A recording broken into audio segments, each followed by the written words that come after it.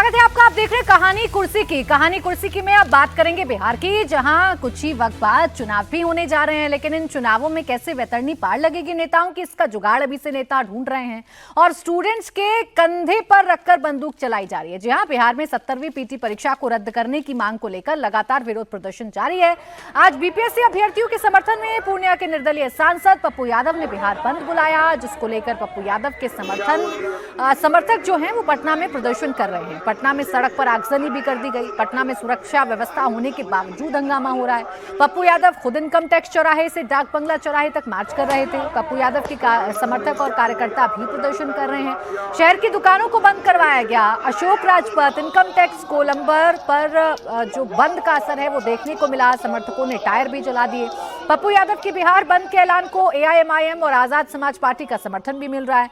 पटना से लेकर हाजीपुर और समस्तीपुर तक विरोध प्रदर्शन किया जा रहा है। एक तरफ पप्पू यादव हैं जो कह रहे हैं कि स्टूडेंट्स की मांगों को मानना पड़ेगा। जो प्रशासन ने जिस तरीके की कार्रवाई की वो कार्रवाई बिल्कुल गलत थी। री एग्जाम करवाया जाना चाहिए, स्टूडेंट्स पर लगे केसेस को हटवाया जाना चाहिए। हाथों में गुलाब का फूल है, शांति का संदेश दे रहे हैं, लेकिन उन्हीं के साथ चल रहे जो उनके समर्थक हैं वो उनके ही मैसेज को कितना कन्वे कर पा रहे हैं वो तो तस्वीरों को देखकर अंदाजा लगा सकते हैं। क्योंकि पटना की सड़कों पर टायर भी जलाए गए हैं, तोड़फोड़ भी की गई है, वाहनों में भी तोड़फोड़ की गई है, ट्रकों के शीशे तोड़ दिए गए हैं। ये सब कुछ बिहार में हो रहा है और इसका सीधा सीधा मतलब बिहार की राजनीति, बिहार में आने वाले चुनावों को लेकर लगाया जा सकता है। क्या कहा पप्पू यादव ने आज अपने बिहार बंद के दौरान, सुनिए जरा। राम राम सत्य है, बीपीएससी का राम राम सत्य है। बिहार की जनता का जिन लोगों ने राम राम सत्य किया है उसका राम राम सत्य है। क्या हाईकोर्ट गए हैं ना, हाईकोर्ट गए हैं ना, नहीं गए? हाईकोर्ट नहीं सुनेगी तो सुप्रीम कोर्ट जाएंगे। 31 तारीख से सदन नहीं चलने देगा पप्पू यादव। सर लोकसभा नहीं चलेगा। सर विपक्ष को पानी नहीं है हाथ में। विपक्ष के पास 115 एमएलए है, मेरे पास 25 एमएलए होता तो बिहार की सरकार को बताते।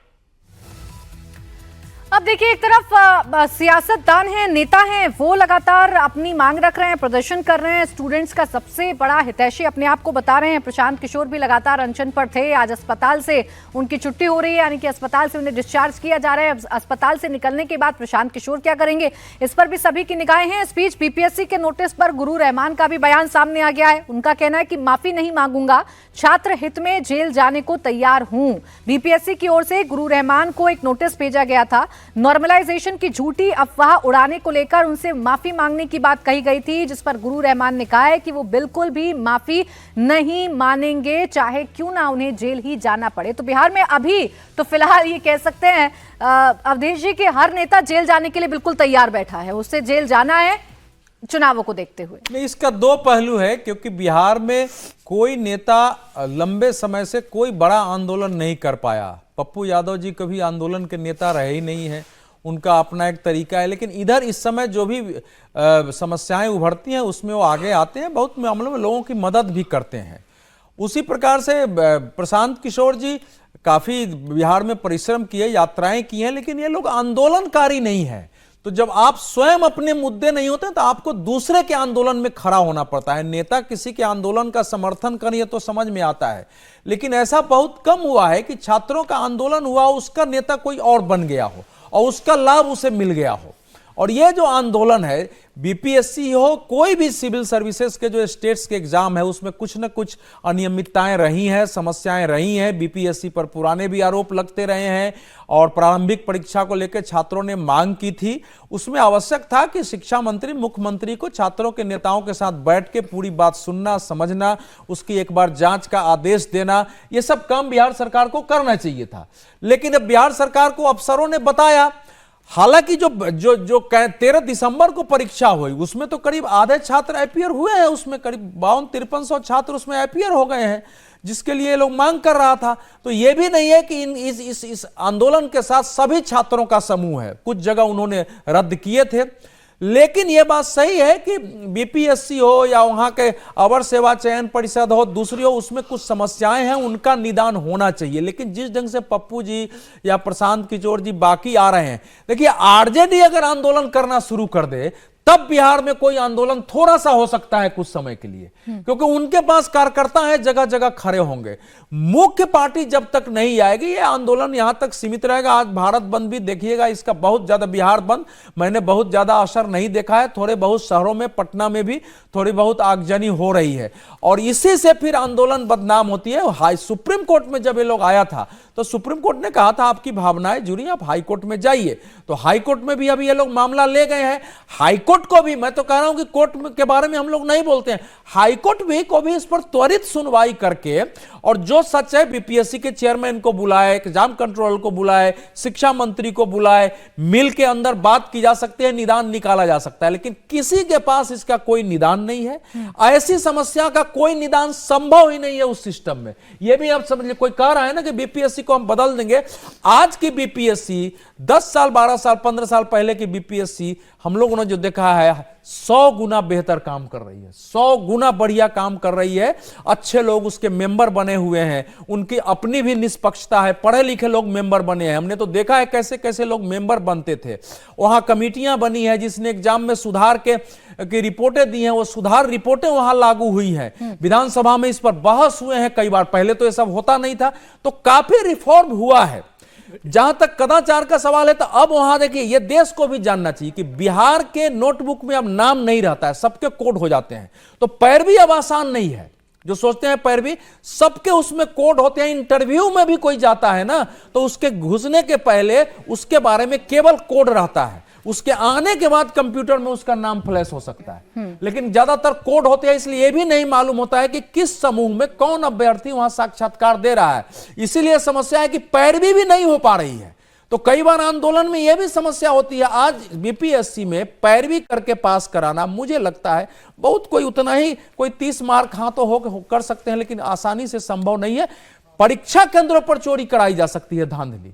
परीक्षा केंद्रों पर उसको लिखवाया जा सकता है, अगर बिल्कुल वहां के परीक्षा नियंत्रक और बाकी चीजों मेलजोल हो जाए, वहां हो सकता है रास्ते में। लेकिन उसके आगे मुझे नहीं संभावना लगती है कि उसके आगे जो बातें हो रही है कि उस ढंग का कदाचार इस समय संभव है। हितैषी या स्टूडेंट्स के लिए पकड़ा गया। लेकिन अभी जो तस्वीर हम दिखा रहे थे, एक बार फिर से वो तस्वीरें अपने दर्शकों को दिखा दें, जिसमें पप्पू यादव तो गुलाब का फूल लेकर चले। लेकिन ये देखिए, क्या ये आंदोलन का कोई चेहरा हो सकता है? जो दुकानें खुली हुई हैं, आप उन दुकानों को बंद करवाने के लिए कह सकते हैं कि दुकानें बंद कर दीजिए, अपना विरोध दिखाइए, लेकिन बीच में लोगों को रोककर उन्हें धमकाया जाना, पोस्टर्स लहराए जाने, हाथों में देखिए ये वाले दुकान को किस तरीके से बंद करवाया गया है। थोड़े हैं, देखो सिविल सर्विसेज देने वाले का व्यवहार ऐसा होता नहीं है, रेयर कम्युनिटी होती है। सिविल सर्विसेज जो दिए हैं, जिन्होंने एग्जाम की तैयारी की है, उन छात्रों को देखते आपके समाज नारा लगा सकते हैं, समझ में आ जाएगा। दिल्ली में इतना बड़ा आंदोलन हुआ सिविल सर्विसेज को लेके, लंबे समय तक रहा। लेकिन इसका कोई ना कोई फायदा तो समीर जी देख रहे होंगे ना, ये जितने भी लोग हैं, चाहे पप्पू यादव हो चाहे पीके हो,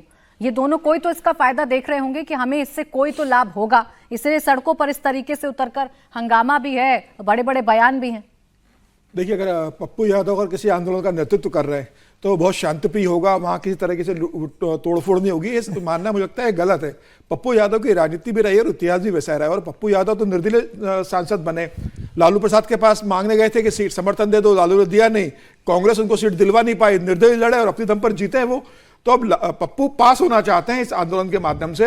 वो बताना चाहते हैं कि अगर मुझे पूर्णिया की जनता ने सांसद बनाया है तो मैं बिहार के आने वाले विधानसभा में प्रदेश का मुख्यमंत्री का चेहरा भी बन सकता हूं, मैं युवाओं की आवाज बनना चाहता हूं। देखिए, प्रशांत किशोर भी 11 दिन से अनशन पे थे। कल उन्हें अभी 2 दिन पहले अस्पताल में भर्ती किया गया, पटना के वेदांता अस्पताल में भर्ती थे, कल उन्हें वहां से डिस्चार्ज किया। उन्होंने कहा है कि मैं अपना आंदोलन जारी रखूंगा। तो पीके अस्पताल में भर्ती होने के बाद भी आंदोलन जारी कर रहे हैं वहां पर। और दूसरे पप्पू यादव सड़कों पर रेल रोक रहे हैं, तोड़फोड़ की जा रही है उनके कार्यकर्ताओं द्वारा, और किसी तरीके से वो इस आंदोलन में सुर्ख में बने रहना चाहते हैं। देखिए, अभी तक तेजस्वी यादव इससे दूर है। मुझे लग रहा है कि कोई भी आंदोलन इसका तब तक का समस्या का समाधान नहीं है जब तक संवाद नहीं होगा। जब संवाद होगा तभी समस्या का समाधान निकलेगा। सरकार संवाद नहीं करना चाहती। नीतीश कुमार को क्या तकलीफ है? नीतीश कुमार बुलाए छात्रों को, एक बार बात कर ले। नीतीश कुमार खुद अगर गांधी मैदान चले जाते, नीतीश कुमार खुद अगर जहां छात्र बैठे वहां अगर चले जाते मिलने के लिए, या छात्रों से कहते थे कि मेरे दरवाजे आपके लिए खुले, आइए मैं आपसे चर्चा करता हूं। तो मुझे लग रहा है कि वो पढ़ा लिखा तबका है, वो छात्र है, वो किसी पॉलिटिकल पार्टी के कार्यकर्ता नहीं कि जिन्हें किसी भी तरीके से अराजक स्थिति बना के रखना है। सरकार अगर उनसे गंभीर चर्चा करती, उन्हें आमंत्रित करती, तो मुझे लग रहा है कि अभी तक इस समस्या का समाधान हो जाता। छात्रों का आंदोलन, क्योंकि हम नीतीश कुमार ने भी इसे अपने प्रेस्टीज का पॉइंट बना लिया है। हालांकि जिस हिसाब से छात्र कह रहे हैं उस हिसाब से पेपर लीक भी नहीं हुए, सिर्फ एक सेंटर के अंदर पेपर लीक हुआ है। उसको आप ये कह दो कि सारे परीक्षा फिर से की जाए, यह ठीक भी नहीं है। छात्रों की मांग भी ये ठीक नहीं है। लेकिन अब जब छात्रों को प्रशांत किशोर का समर्थन मिल जाए, पप्पू यादव उसमें आने लगे, दूसरे लोग अपनी राजनीति अगर ढूंढने लगे, तो मुझे लग रहा है फिर छात्रों का आंदोलन कम रह के ये एक अराजक तत्व का और दूसरे राजनीतिक दलों का हाथों में लेकिन इस आंदोलन में सब है ना, नीतीश कुमार से तो सवाल पूछे जा रहे हैं, उनके पोस्टर्स तो दिख रहे हैं, उनके पोस्टर्स पर छीटाकशी की जा रही है, आगजनी की जा रही है। पप्पू यादव सड़क पर आ गए हैं। पीके जो है अब अस्पताल में है, आज अस्पताल से उनको डिस्चार्ज किया जा रहा है, आगे वो क्या करेंगे। तेजस्वी यादव कहाँ हैं विजय त्रिवेदी जी, उनको जरूरी नहीं लगा, या वाकई में कोई इंपॉर्टेंस है नहीं इस आंदोलन की कि वो ये जरूरी समझें कि वो आ जाएं। कभी कभी वीडियो संदेश तो देते हैं, एक बार मुलाकात भी शायद उन्होंने कर ली है, लेकिन उस तरीके से उनका इन्वॉल्वमेंट नहीं है। मुख्य विपक्षी पार्टी तेजस्वी यादव वहां पर उसे हेड कर रहे हैं। बात है, तेजस्वी वहां की सबसे बड़ी पार्टी है, विपक्षी पार्टी है, और मुझे लगता है कि उन्हें ऐसा लग रहा है कि ये पूरे कोई बिहार के छात्रों का बड़ा आंदोलन है। एक तो यूपीएससी अपने आप में एक जो वो हो जाए, बीपीएससी जो है, जो सर्विसेज है, सिविल सर्विसेज, उसका छोटा हिस्सा होता है ना किसी भी स्टूडेंट मूवमेंट का, एक वो बड़ा हिस्सा नहीं है। और शायद उनको लगता है कि इससे उनकी राजनीति पे कोई बहुत बड़ा असर होने वाला नहीं है।